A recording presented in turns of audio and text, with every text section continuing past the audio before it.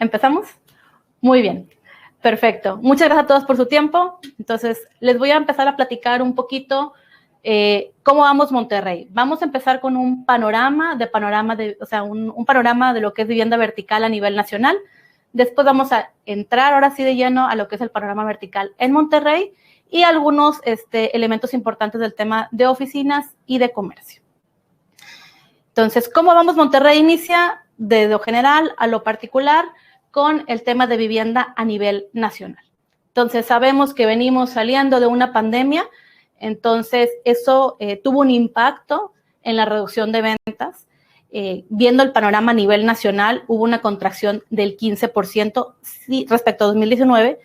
Sin embargo, ya veníamos con una desaceleración de 2019 respecto a un crecimiento constante de los últimos 10 años. ¿A qué se debe? Principalmente al factor de Ciudad de México, que tuvo unos temas de permisos, de ciertas propiedades que vieron frenadas sus ventas por temas administrativos, por así decirlo. Entonces, ese factor de Ciudad de México de aceleración se vio mucho más impactado en 2020, que fue lo que nos repercutió de manera dramática a nivel nacional. Eso no quiere decir, ya lo vimos en el anterior webinar de verticalización, que todas las ciudades fueron inmunes a esto, pero Monterrey en particular, que es de la que vamos a hablar hoy el día, sí fue una de las que salieron avante ante la situación de COVID. Entonces, teniendo la referencia de la estimación de demanda, aquí lo vemos en esta campana, vemos el segmento desde el medio a lo que es el Premium Plus, que son los productos por encima de los 18 millones de pesos. Vemos, aquí lo voy a poner, no se me dejaba el puntero, cuál era la estimación de demanda. Obviamente, tener una mayor concentración de población en los rangos de medio, residencial y residencial plus, la demanda era mayor en esos segmentos. Las barras rojas nos representan el inventario de producto en esos rangos de precio. Entonces, lo que pasó con el efecto COVID es que el tamaño del mercado per se no se contrajo, es decir, el área bajo la curva se mantuvo, solo se acható. Es decir, que muchos de los prospectos decidieron no postergar su decisión de compra, pero sí reducir su presupuesto. Entonces, vemos cómo esta necesidad de demanda de producto en rangos inferiores a los 2 millones de pesos, 3 millones de pesos, se acentuó. Entonces, que el razonamiento detrás de esto lo vemos en esta sociedad del rombo que tanto hemos discutido en webinars previos, en donde tenemos, considerando solo los segmentos de vivienda media alta a bastante alta, segmentos A, B, C más, C, distribuidos en 100%, que la mayor proporción está en el segmento C más, C, de ahí C más y luego A, B, pero cuando vemos la composición de la oferta vertical, el 65% está versus un 21% de la composición de los hogares. Entonces, es ahí donde esa disparidad nos genera que no todo el producto que está ahí de inventario tenga un ritmo saludable de colocación, ¿no? Evidentemente, productos buenos, exitosos, son los que acaparan esa demanda en mucha mayor proporción. Normalmente un producto debiera captar al menos de un 3 a un 5% del market share de esa demanda. Los productos extraordinarios ganan de un 10 a un 15%. Entonces, cuando hay un producto realmente fuera de esa proporción, esos que te ganan un 20, 25 o un 30, ¿no? Entonces, es ahí donde viene parte de la dinámica de algunos productos. Ya de lo último que vamos a ver en la dinámica de demanda de vivienda vertical a nivel nacional, estamos comparando esa información de ventas por Qs. Entonces, en ese mismo entendimiento vemos cómo el 1Q de 2020 versus 2019 ya venía desacelerado en un 20%. Viene la pandemia, segundo y tercer Q disminuye de manera lógica o esperada a esta situación. Sin embargo, esa línea de que apenas pasó o empezó esa percepción de que esa contingencia empezaba a quedar en el pasado, hubo una recuperación importante que se identifica todavía más en el cuarto trimestre, donde solo respecto a 2019 decreció prácticamente un 2%. Ahora, de nuevo, a nivel nacional, cuando vemos el decrecimiento por segmentos, vemos que el segmento Premium Plus es producto por encima de los 6 millones, fue el que mayor se contrajo, nuevo, explicando la campana que ya vimos, en un 35%, Residencial Plus un 19%, residencial a nivel nacional 1.5 y medio un 4.6. Ahí realmente medio tuvo ese decrecimiento a falta de oferta. De nuevo, es desmenuzando un poquito lo que ya les estaba platicando respecto a esa campana de demanda. Ahora sí, para lo que todos estamos reunidos. ¿Qué onda con Monterrey? ¿Qué está pasando en Monterrey? Entonces, ya hemos platicado a nivel nacional, casi no hay oferta por abajo de los 2 millones, 2 millones 200.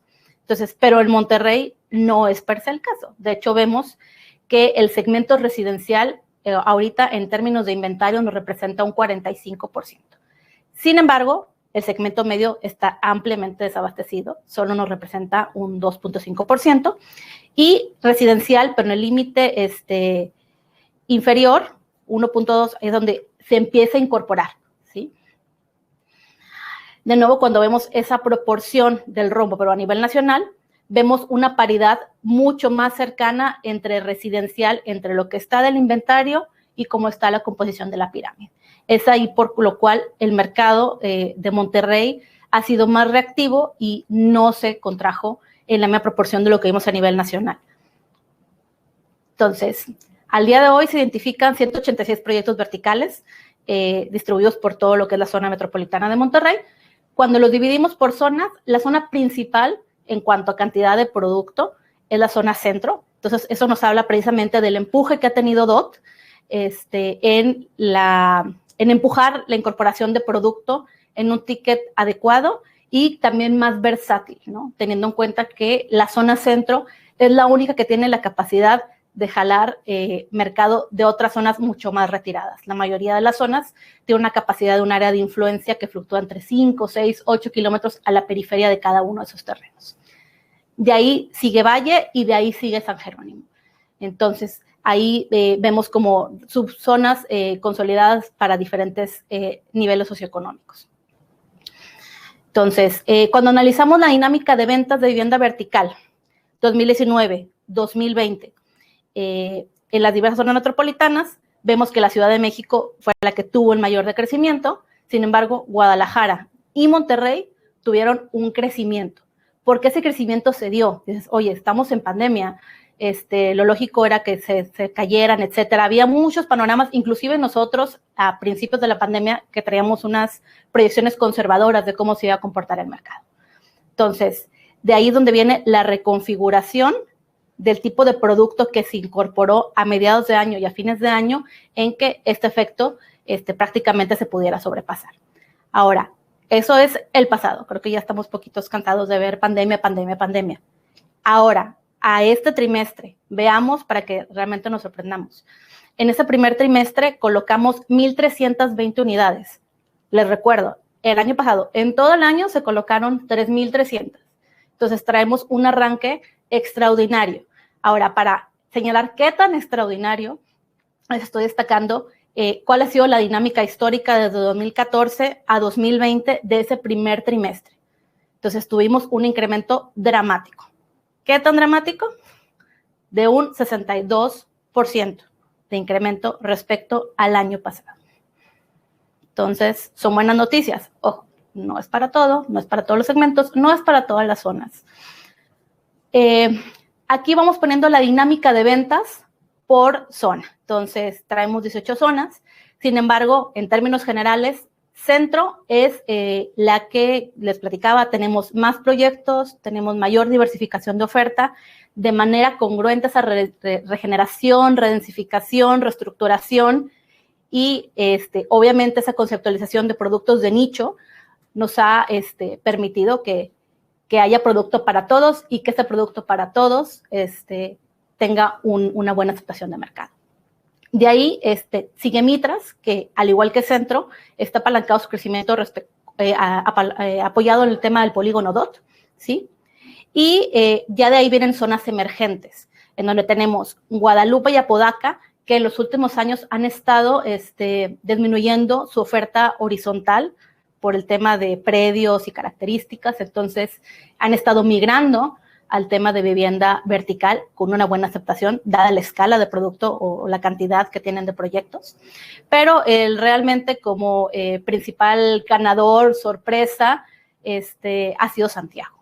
Santiago, que estaba de la mano con Carretera Nacional, pero ya por sí mismo se ganó su propia categoría, de que los separáramos. Y como vemos del tema de las ventas, fue uno de los que han tenido un muy buen desempeño. Aquí cabe destacar que todos los que he estado platicando, sumado también a San Nicolás y Santa Catarina, el empuje fuerte viene de la mano del tema residencial. De ahí que viene un poquito el ir hacia atrás y entender que no solo es un factor en Monterrey, es un factor a nivel nacional, y esa desproporción de la sociedad de rumbo, cuando va apalancado un producto bien conceptualizado, el mercado responde. Entonces, entendiendo un poquito más cómo nos ha ido en este año, si vemos el segmento residencial, hubo un incremento, solo el segmento residencial, de 123% respecto al 1Q del año pasado, en donde un proyecto, el líder, colocó 66 ventas. Él solito, de todos, me representa un 10%. Proyectos del 2 al 14, 12 proyectos, me están representando el 64%. Entonces, de todas esas ventas, está concentrada en prácticamente 15 jugadores, que serían esos top. Dentro de ese mercado estable que vemos aquí, otras 156 ventas, estamos hablando de otros 15 proyectos. Y ya el resto está pulverizado entre otros 20, 30 jugadores. Cuando vamos al segmento Residencial Plus, que ya platicábamos que tuvo un decremento en 2029, pero marginal respecto a la dinámica a nivel nacional, ¿sí? Vemos que ahorita un proyecto líder colocó 97 ventas, que es ahí donde les menciono el cómo el mercado responde. Y siempre se los comento a aquellos que han tenido oportunidad, o que más bien yo he tenido oportunidad de presentarles estudios directamente a ustedes, les digo, no porque haya más oferta, ¿sí? El mercado se hace más grande, ¿sí? Que a veces la lectura inmediata que damos cuando un proyecto nuevo coloca mucho. No. El mercado tiene un tamaño definido, por siempre es importante esa estimación de demanda que presentamos nosotros, pero no porque haya un tamaño de pastel significa que el pastel se va a repartir equitativamente, ¿no? Entonces, ese pastel se va a dividir al que esté más alineado a las expectativas del mercado en cuanto a características de precio, funcionalidad, amenidades. Cada una de sus zonas tiene diferentes drivers. Ya después, cuando nos vamos a esos productos top, vemos cómo el segmento Residencial Plus todavía se acota. Estamos hablando de que otros 6 jugadores respecto a los 15 que veíamos en residencial, ¿sí? Se distribuyen otro 41% de las ventas. Entonces, ya de entrada estamos viendo que el segmento Residencial Plus le urge una buena sacudida, ¿sí? ¿Por qué? Porque venimos de una contracción mínima, pero que la hubo, ¿sí? Asociada a un mercado más conservador que pensaban en acotar su presupuesto, ¿sí? Pero está respondiendo bien a un producto diferente. Vamos al producto premium, que también hubo un incremento en sus ventas respecto al 1Q de 2020 de un 26%, y el líder está colocando 13 ventas. Aquí es donde decimos, el segmento, no hay mercado para el tamaño premium. Necesariamente, dado lo que les menciono de cómo está la composición de nivel socioeconómico, el mercado es más pequeño que los otros 2 segmentos que he estado platicando. Pero, de nuevo, ese incremento y esa dinámica entre 4 o 5 jugadores nos habla de que el mercado tiende a recuperarse. No estamos en una dinámica crítica. Sin embargo, el segmento Premium Plus, aquí es donde sí vemos un decremento. Y eso también va a la mano en donde hubo una incorporación o una falta de incorporación de producto nuevo. Entonces, al tener más tiempo en el mercado, esa oferta va frenando a que el mercado pueda responder, porque se acortan los tiempos de entrega, se acorta el tiempo para dar enganches, etcétera. Entonces, sí, el segmento Premium Plus presenta una dinámica diferente a los otros segmentos que han tenido una recuperación más rápida respecto a todo lo que pasó en el 2020. Sin embargo, en términos generales, vemos al mercado en tema de vivienda de Monterrey sólido y con unas vías de crecimiento rápido teniendo la referencia que solo en el primer trimestre ya colocamos una tercera parte de lo que se colocó en todo el año anterior, y que el año anterior fue el histórico de ventas anuales de los últimos 10, 12 años. Yo tengo 12 años en 4S y es el número más alto que hemos registrado de ventas con todo y pandemia. Ahora, también mucho se ha hablado de qué tanto nos afecta todo ese mercado informal, ¿sí? Entonces, ya platicamos de cómo fue la dinámica de proyectos formales, ahora cómo está ese mercado en reventa. Aquí abajo vemos lo que son los diferentes municipios, San Pedro, Santa Catarina, Monterrey. Entonces, vemos que en general lo que es San Pedro está más disperso en cuanto a tipo de producto, ¿sí? Lo podemos ver mucho más claro aquí, en donde San Pedro tiene una gran concentración de producto en 6 millones, Monterrey tiene menos concentración y está disperso también desde el millón hasta los 6 millones, ¿no? Pero en términos generales, ¿sí? Y hablando de nuevo, remitiéndome a la campana de demanda, solo el 22% de la oferta en la zona metropolitana de esos anuncios o producto en reventa está por abajo de los 3 millones, que es para ese rango en el que identificamos una mayor oportunidad. Entonces, si bien estamos hablando de 5,300 unidades que compiten en ese shadow market versus el mercado formal, no vemos una amenaza dramática para lo que es el mercado formal. ¿Por qué? De nuevo, me remito al tema de la proporción respecto al nivel socioeconómico en cuanto a la composición. Entonces, aquí es donde se ve todavía mucho más dramático, y el 81% corresponde al segmento Premium, Premium Plus. Entonces, en tema de estrategia comercial, en tema de amenidades, en tema de diferenciadores, hay todavía mucho que suma al producto formal versus esa competencia informal. Y, bueno, aquí ya lo estaba repitiendo, pero aquí lo veo mucho más claro. Estamos hablando del 69 versus el 81 y 19 versus 31. Ahora, ¿cómo vamos a oficinas? Oficinas, sabemos que el año pasado fue un año difícil. Todo el mundo nos fuimos a trabajar al menos un ratito, algunos ya regresamos, otros no, a casa, ¿no? Entonces, de nuevo, considerando las principales zonas metropolitanas, Monterrey, Guadalajara y Monterrey, hubo una desocupación dramática en el que, de nuevo, Ciudad de México fue el que nos movió esa media dramáticamente. Se estima una desocupación de 82,000 metros cuadrados que hubo en todo el año pasado. Pero si vamos a lo que es la zona metropolitana de Monterrey, tuvimos una absorción neta de 16,000. Ese 16,000 dista mucho de los 50, 60 o 70 que hemos colocado en años anteriores. Sin embargo, comparado con otros mercados en donde ese comportamiento se mantuvo negativo o ese saldo fue negativo comparado con todo el 2020, pues es un panorama favorable. Aquí hago referencia precisamente de la absorción que teníamos histórica. En el 2017, por ejemplo, ese brinco dramático en cuanto a la absorción neta fue respuesta de la incorporación de oferta en un corredor, que era el corredor Gómez Morín, que tenía mucho rato no tener oferta nueva, ¿no? Entonces se incorporó y dramáticamente se absorbió en ese mismo año, y fue donde se vino ese pico. Entonces, pero teniendo una media, estamos hablando de 60,000 metros cuadrados, entonces nos quedamos a una tercera parte respecto a un año normal. En cuanto al tema de los precios promedio, vamos viendo Ciudad de México, más o menos en cuanto a las medias, aumentó,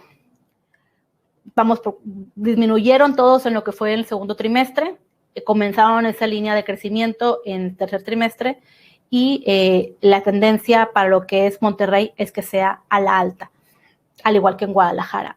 México, que todavía tiene una desocupación importante, en algunos corredores sí va una tendencia a la baja.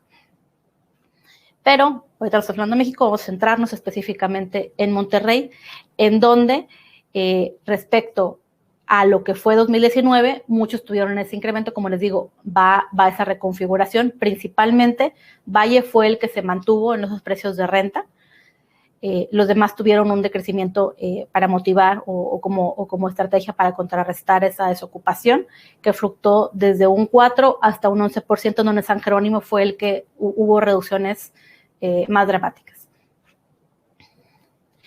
Y ya para cerrar esta referencia de lo que es este panorama de oficinas, ponemos un cuadrante de cómo vemos la consolidación de cada uno de los corredores, en donde básicamente la oferta de Monterrey está en 3 cuadrantes: consolidado, crecimiento y desacelerado.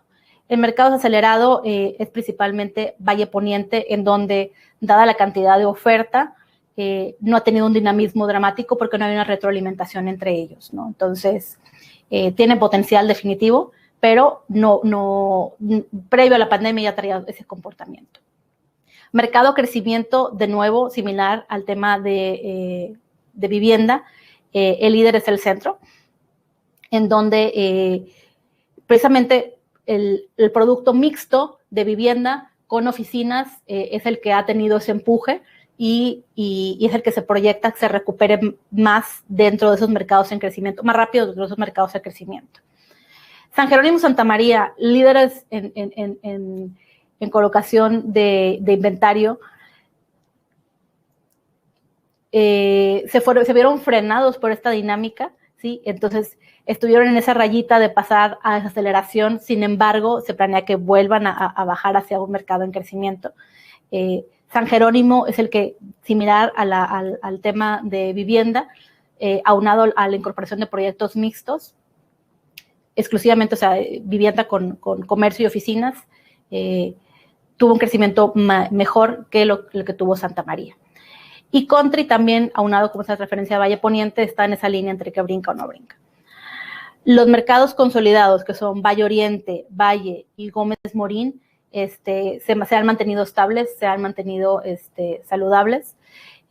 Entonces, planeamos que esa recuperación del segmento de oficinas para lo que resta del año nos mantengamos en un 35-40 con un decrecimiento respecto a lo que tuvimos el año pasado, y hasta el próximo año tuviéramos una recuperación a valores prepandemia. Cuando vemos la referencia de la oferta informal, aquí estamos viendo los precios promedios de venta y los precios promedios de renta. Entonces, los precios promedios de renta en algunos corredores, principalmente San Pedro y Monterrey, fueron los que se fueron de manera mucho más dramática a la baja. También en el tema de venta. Se fijan en algunas zonas que son las donde han sido crecientes, como lo hablamos de San Nicolás y Apodaca, también apalancados a proyectos de vivienda, fueron donde el precio de venta se incrementó.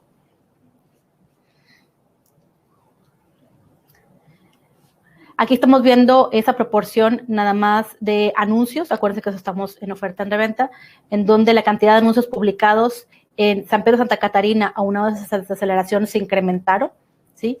Tanto en venta como en renta, en donde en renta fue mucho más dramático ese incremento.